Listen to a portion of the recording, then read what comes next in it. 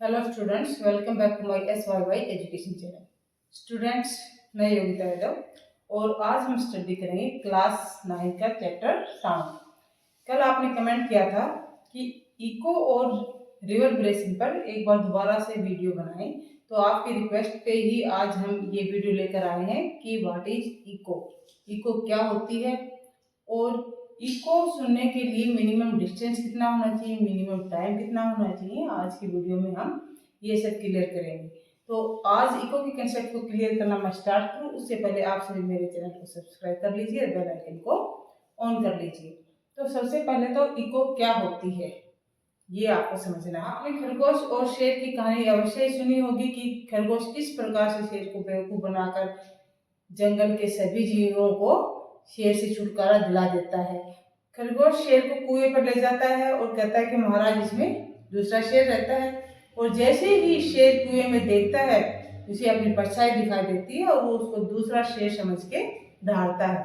जब शेर दहाड़ता है तो थोड़ी सी देर बाद शेर को भी कुएं के अंदर से साउंड सुनाई देती है, दहाड़ की साउंड सुनाई देती है और वो दूसरा शेर समझकर उसमें छलांग लगा देता है। तो वो शेर को जो दोबारा से जो साउंड सुनाई दी थी, दहाड़ने की जो साउंड सुनाई दी थी, जो समझ रहा था कि दूसरा शेर वो क्या थी, वो इको कहलाती है। कि शेर जब दहाड़ा थोड़ी देर के बाद उसे कुएं में से दोबारा से साउंड सुनाई दी, वो क्या कहलाती है, साउंड की इको कहलाती है। जब हम बोलते हैं, आवाज निकलती है, किसी भी सोर्स से जब साउंड निकलती है तो साउंड हार्ड सरफेस से जब टकराती है तो रिफ्लेक्ट होती है, और रिफ्लेक्ट होती है तो एक 0.1 सेकेंड के बाद वो हमें सुनाई देती है, उसको कहते हैं इको। यदि वो रिफ्लेक्शन 0.1 सेकेंड से पहले होता है तो वो हमें सुनाई नहीं देगा, तब हमें एक ही साउंड सुनाई देती है। क्यों एक ही साउंड सुनाई देती है? क्योंकि जो साउंड हमने बोली है, अभी हम बोल रहे हैं, तो ये जो साउंड है ये हमारे दिमाग में 0.1 सेकेंड तक रहती है। तो 0.1 सेकेंड हमने बोला, 0.1 सेकेंड के इंटरवल के बीच में हमें अगर रिफ्लेक्शन सुनाई देता है तो वो दूसरी साउंड हम नहीं सुन पाएंगे, हम एक ही साउंड सुन पा रहे हैं। तो जो मिनिमम टाइम है इको को सुनने के लिए वो कितना है, 0.1 सेकेंड, यानी 1/10 ऑफ द सेकेंड। तो सबसे पहले तो इको की डेफिनेशन, अब इको क्या है ये तो आपकी समझ में आ गई कि इको होती क्या है, repetition of sound, the repetition of sound, repetition of sound caused by reflection of sound waves, caused by reflection of sound waves। Sound waves के रिफ्लेक्शन से जो साउंड हमें सुनाई देती है वो क्या कहलाती है, इको कहलाती है। caused by reflection of a sound waves is called an eco, is called an eco. कि जब साउंड हार्ड सरफेस से टकराती है तो वहां से वो रिफ्लेक्ट होती है और हमें सुनाई देती है वापिस, उसे हम कहते हैं इको। तो इसके लिए मिनिमम जो टाइम है कि इको कितने समय के बाद हमें सुनाई देगी, मिनिमम टाइम वो है 1/10 सेकेंड, सेकेंड का 10th पार्ट, इसको लिख सकते हैं 0.1 सेकेंड।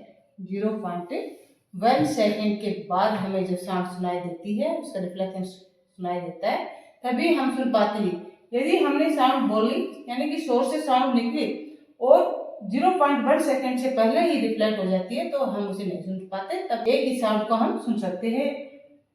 अब मिनिमम डिस्टेंस कितना होना चाहिए, सोर्स ऑफ साउंड से हार्ड सरफेस का डिस्टेंस कितना होना चाहिए, minimum distance, minimum distance to produce echo, minimum distance to produce echo. Echo को प्रोड्यूस करने के लिए साउंड के सोर्स और हार्ड सरफेस, रिफ्लेक्शन सरफेस के बीच में डिस्टेंस कितना होना चाहिए। तो speed of sound, speed of sound कितनी होगी, 344 मीटर पर सेकेंड। एयर का टेम्परेचर कितना है, 20 डिग्री सेंटीग्रेड। जैसे जैसे टेम्परेचर बढ़ेगा साउंड की जो स्पीड है वो भी बढ़ती जाती है। अब स्पीड है, टाइम का भी हमें पता चल गया। टाइम, मिनिमम जो टाइम है इसको प्रोड्यूस करने के लिए वो कितना है, 1/10 सेकेंड, यानी कि 0.1 सेकेंड। अब फाइंड आउट क्या करना है हमें, डिस्टेंस फाइंड आउट करना है कि डिस्टेंस कितना डिस्टेंस होना चाहिए। तो ये जो टाइम है 0.1 सेकेंड, सोर्स से साउंड हार्ड सरफेस तक जाती है और रिफ्लेक्ट होकर वापस आती है, वो टोटल टाइम है ये। तो जो डिस्टेंस हमें निकालेंगे यहाँ पर, वो सोर्स से साउंड, यानी कि अब मैंने साउंड बोली तो साउंड हार्ड सरफेस तक गई और फिर वापस आई, वो दोनों डिस्टेंस यहाँ पर कवर होंगे।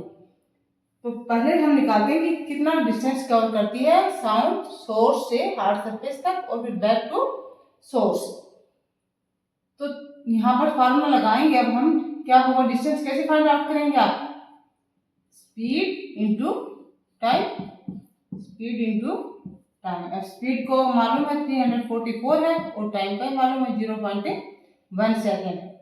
मल्टीप्लाई करेंगे तो क्या आएगा, 34.4 मीटर। 34.4 मीटर वो डिस्टेंस है जो डबल होगा।